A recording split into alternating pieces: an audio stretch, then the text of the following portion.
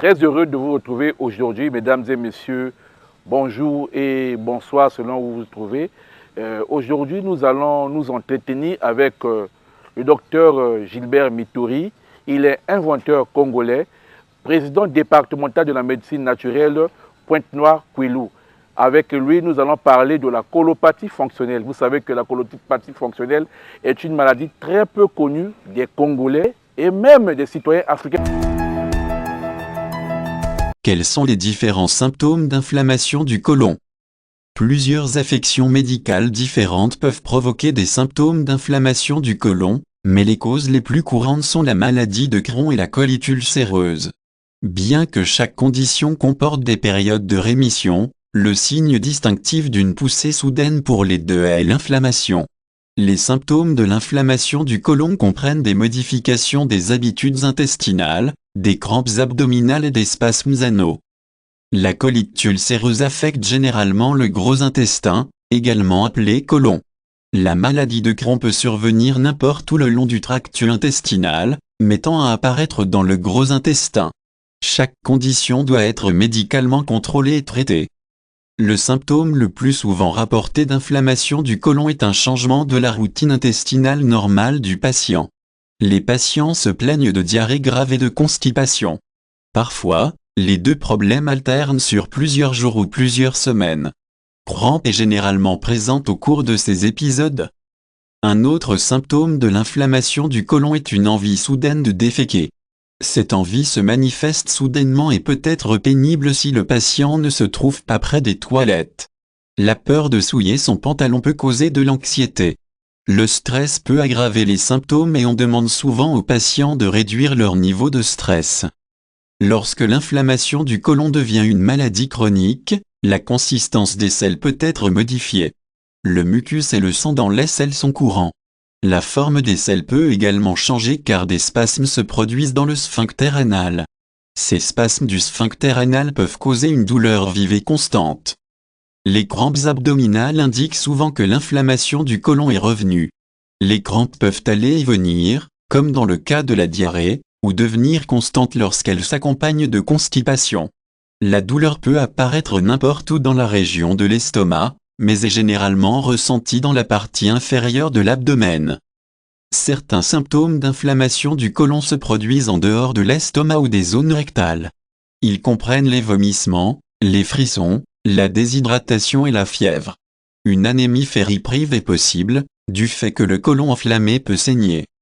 Le traitement des symptômes d'inflammation du côlon comprend le traitement de problèmes individuels, la prise d'antibiotiques et, dans certains cas, la chirurgie. Les liquides sont administrés par voie intraveineuse pour fournir du repos à l'estomac lorsque le côlon est enflammé. Les antibiotiques sont prescrits si l'inflammation est causée par une infection bactérienne. La chirurgie supprime une partie du côlon lorsque le soulagement ne peut pas être trouvé en utilisant des mesures moins drastiques. Nous allons parler en long et en large de cette maladie dont tout le monde ignore.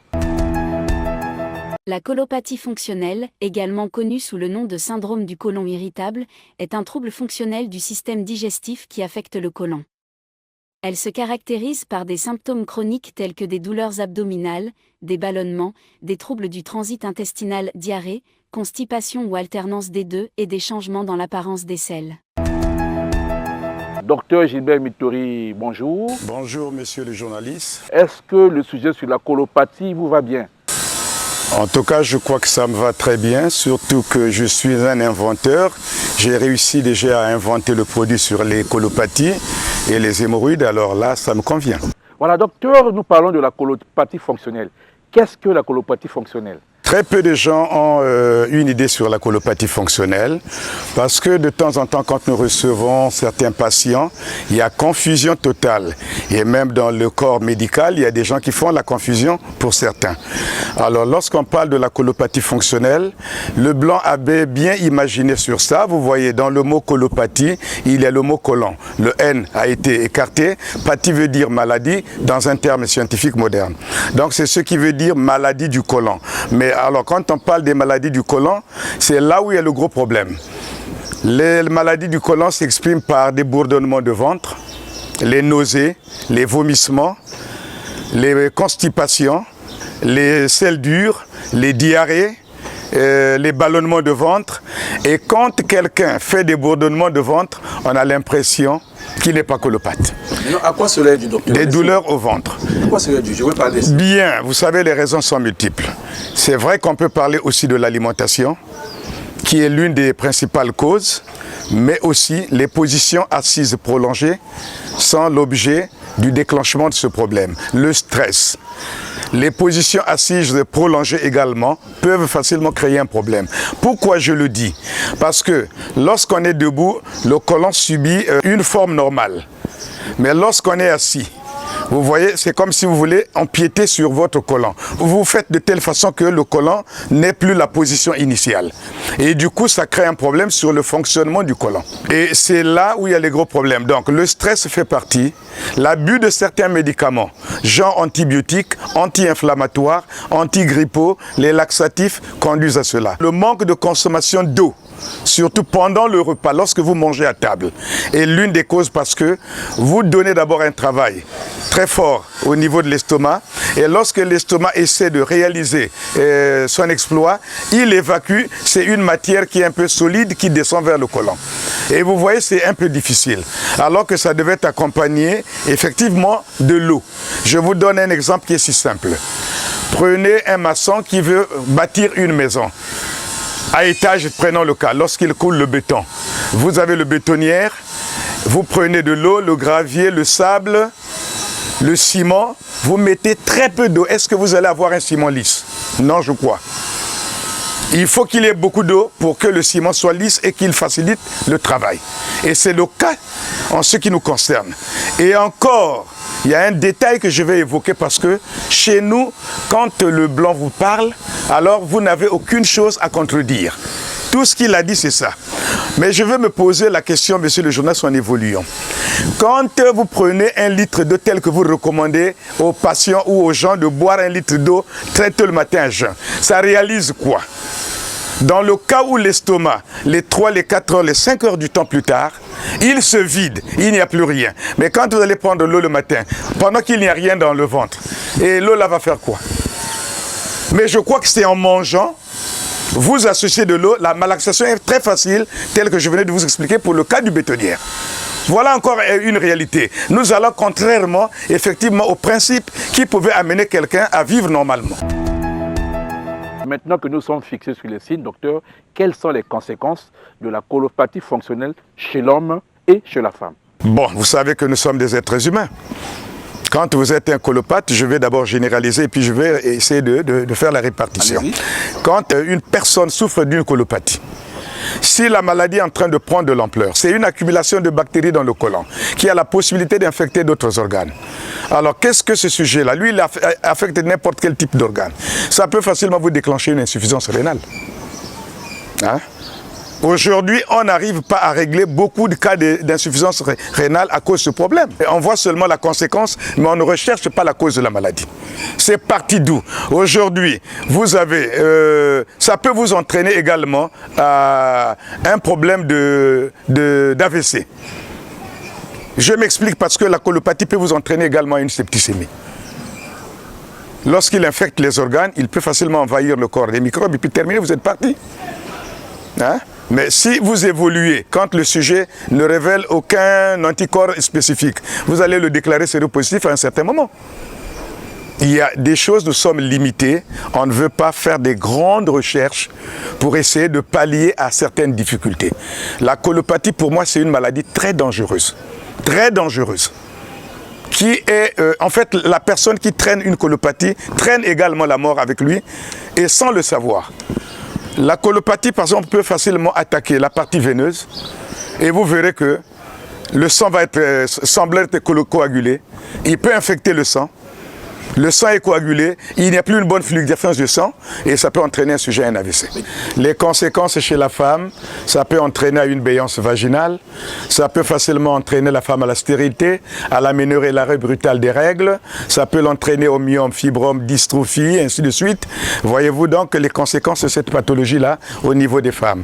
Chez nous, ça peut facilement vous entraîner à une stérilité, vous pouvez être victime de l'azospermie, oligo, ainsi de suite, et du coup, vous devenez également stérile. ça entraîne effectivement à une baisse de libido et c'est ça les conséquences que ça entraîne chez nous les hommes. Alors, pour ceux qui ont cette pathologie, lorsque ça a beaucoup rangé, si ça attaque la partie articulaire, vous pouvez connaître les édèmes, les douleurs lombaires, vous pouvez avoir une mauvaise circulation du sang qui va commencer maintenant à vous entraîner à d'autres pathologies comme la goutte. Et c'est un peu difficile, et ça je vous le garantis, quand vous êtes diabétique, même si on veut régler ce problème-là, il faut commencer par régulariser le système digestif. Quelqu'un vous a expliqué, je pense que quand on voit le modernisme, la colopathie nécessite une intervention chirurgicale, docteur. Bon, ça c'est la limite de la recherche scientifique moderne. Mais j'ai toujours rappelé que les recherches se poursuivent. Ce n'est pas celui en 1905 qui a inventé un produit et jusqu'à nos jours, on va continuer à accepter ce principe. Pour des gens qui veulent travailler, vous regardez et vous évoluez parce que vous avez des sujets que vous recevez, vous évaluez, mais depuis que je prescris ce produit-là, quel est l'avantage, il y a trop d'inconvénients, ainsi de suite. Et c'est comme ça que vous voyez même dans certains laboratoires, on retire une molécule pour refaire une autre. C'est ça le problème. Donc le problème regarde les inventeurs. Vous vous attelez sur quelque chose, vous dites, bon, le principal motif pour moi, c'est de rechercher telle molécule. Parce que par rapport à ces limites, il faudrait qu'on affranchisse. Et c'est ce que moi j'ai pu faire sur la molécule des colopathie. Médicalement, ça se limite sur une intervention chirurgicale, ça se limite sur un lavement barité ou une biopsie. Mais moi, je me suis dit, par rapport à ça, si on se mettait à opérer des cas à tout moment, on va orchestrer au moins la moitié ou plus de la moitié des populations mondiales qui vont connaître des interventions chirurgicales. N'y a-t-il pas d'autres méthodes? Mais naturellement, il y a les méthodes. Et c'est ce qui m'a permis effectivement, avec tout le temps consacré, obtenir cette molécule qui a été approuvée en 2013 par le gouvernement congolais sous l'œil de l'OMS, des autorités de l'OMS de Brazzaville. Et aujourd'hui, j'ai un diplôme pour ça et j'exerce depuis 1997 avec cette molécule. Aujourd'hui où je vous parle, je suis déjà à 17 927 cas. Alors, il y a une déclaration quelque part, il n'y a que des éloges, des bons résultats qui arrivent. Et le produit aujourd'hui, par rapport à, effectivement, à votre participation, le produit est sollicité partout dans le monde. Et les résultats retombent. Je crois que vous avez déjà des interventions des gens qui arrivent chez vous dans YouTube. Donc c'est pour dire que c'est parce qu'on ne veut pas avancer. On ne veut que chercher à attendre que les autres fassent. Alors que nous-mêmes, nous avions le cerveau, nous avions la tête, nous avions la possibilité d'expérimenter certaines choses et mettre cela également en pratique pour sauver ces populations. Parce qu'à notre niveau, la santé n'est pas un problème sectoriel, c'est un problème universel. Et pourquoi le blanc ne peut pas prendre nos produits? Voilà, docteur, on dit que la répétition est la mère des sciences. Nous savons tous que le produit est connu, mais je voudrais que vous reprécisez le nom de ce produit. Le produit a été dénommé Mythe École. Donc, il y a le nom de l'inventeur qui est Mythe, à mon abrégé. École veut dire hémorroïdes et colopathie. Vous avez les doses des adultes qui vont à 500 mg, vous avez les doses des enfants qui vont à 250 mg, et vous avez les doses des nourrissons qui vont à 125 mg. Docteur, généralement, excusez-moi, on accuse les tradithérapeutes d'avoir des prix excessifs. Est-ce que vous rassurez que Mythe École est à la portée de tous? Je crois que lorsque je me suis imprégné dans cette affaire, j'ai plutôt pensé aux populations. Pas d'abord à obtenir beaucoup d'argent. Déjà ce produit-là, depuis les années 97, où je l'ai mis sur le marché, pas dans les pharmacies, mais moi-même je suis en train de travailler là-dessus, le coût est très minime. Qu'une famille démunie a la possibilité même de rassembler un 500-500 pour sauver la vie d'une personne. Vous voyez-vous? Mais ce n'est pas ce qui se passe ailleurs. Je ne fais pas business, mais je le fais pour sauver des vies. Et je peux attendre également, non seulement le peu que je trouve, mais il y a aussi ma grâce que j'obtiens. Parce que ce que je suis en train de réaliser, à ma naissance, je ne savais pas qu'un jour je deviendrais inventeur. Je ne savais pas qu'un jour je devrais me spécialiser dans ce domaine. Et pourtant, j'ai embrassé beaucoup d'autres paramètres. Mais ça m'a ramené à là où j'avais la pensée depuis mon enfance. Docteur, quels sont les avantages de Mythe École? Mythe École a trop d'avantages. D'abord, c'est un produit quand vous le prenez, le régime alimentaire est autorisé. Vous mangez tout, vous buvez tout, vous n'avez pas à vous observer ou à se dire si je mange ceci, non. Donc c'est sur ça que je me suis attelé à aller contrairement à la volonté moderne, où on met des principes, beaucoup d'interdictions, des aliments à observer, des aliments à consommer, mais ce produit-là, quand vous le prenez, vous reprenez votre vie normalement comme un bon citoyen, un bon paysan, un bon moderne qui veut tout manger. Donc vous voulez dire que Mythécol n'a pas d'effet indésirable? Il n'y a aucun effet indésirable parce que même un déshydraté peut prendre le produit. Quel que soit le niveau. Vous avez un drépano peut prendre, un diabétique peut prendre, un hypertendu peut prendre. Une femme qui est en état de cerclage peut prendre le produit, ça ne va pas déranger l'enfant. Une femme en état de graisseux peut prendre, il n'y a pas d'avortement possible.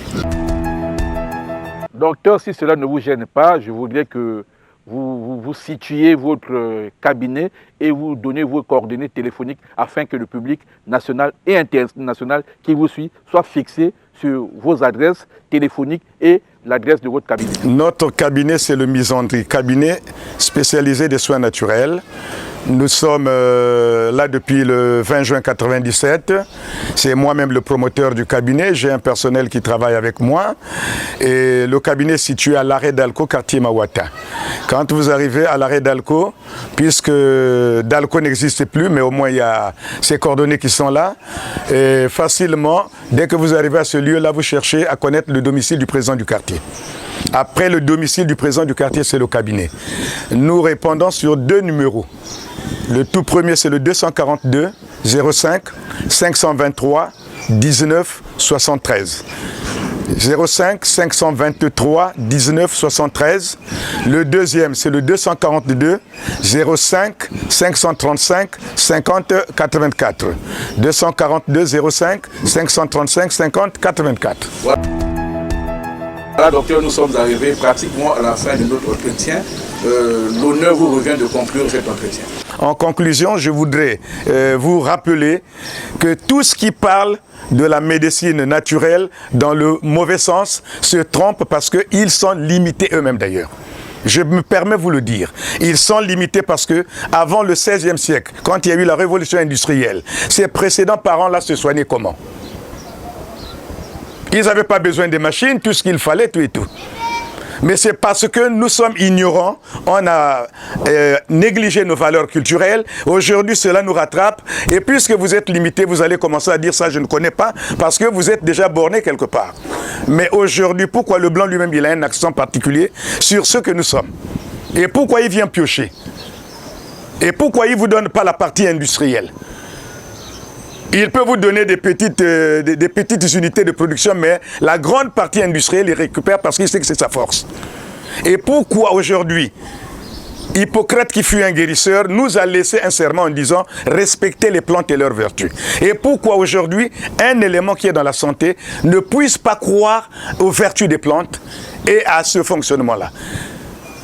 C'est ça le vrai problème. Alors il y a prise de conscience et de changement de mentalité. Il faut que les gens se ressaisissent. Parce qu'il y a des pathologies aujourd'hui que la médecine moderne n'a pas encore atteint le top pour réaliser. Mais la médecine naturelle est au top parce que c'est l'ensemble de toutes les médecines. C'est l'ensemble de toutes les médecines. C'est par ces mots prononcés par le docteur Mytori, chercheur inventeur congolais, que nous mettons un terme à cette émission consacrée aujourd'hui essentiellement à la colopathie fonctionnelle. Je l'ai dit au début de cette émission, cette maladie est peu connue du public national congolais, international et même du public mondial, permettez-moi la tautologie. Le docteur Mytori a été clair, il a donné toutes les explications nécessaires liées aux manifestations, aux signes, aux traitements et même aux conséquences de la maladie. Dans l'espoir de vous retrouver à une fois prochaine, nous vous disons merci et surtout restez branchés sur les antennes de CB5 TV. Vous savez, pour nous suivre, nous sommes sur YouTube, X, Facebook, Instagram. Au revoir et surtout n'oubliez pas de vous abonner. Merci beaucoup.